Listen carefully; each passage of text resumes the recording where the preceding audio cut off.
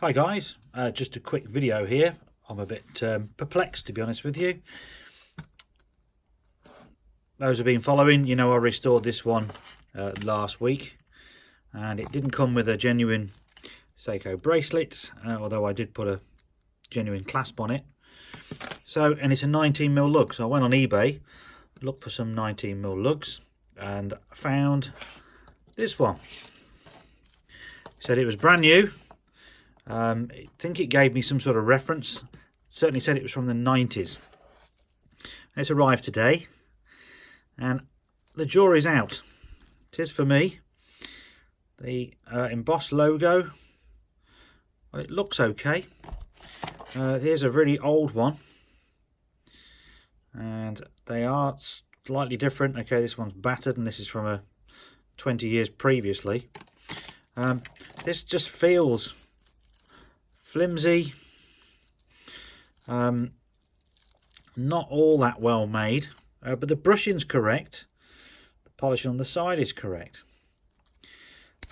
Now I've got no experience with 90s Seikos at all, and I can only assume that over the years quality was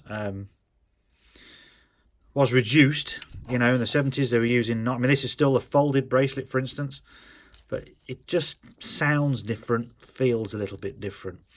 So I can't tell because there's so many different ends. This one is genuine, and it's stamped into the case. This one here as well is embossed. This is very typical. You see this a lot.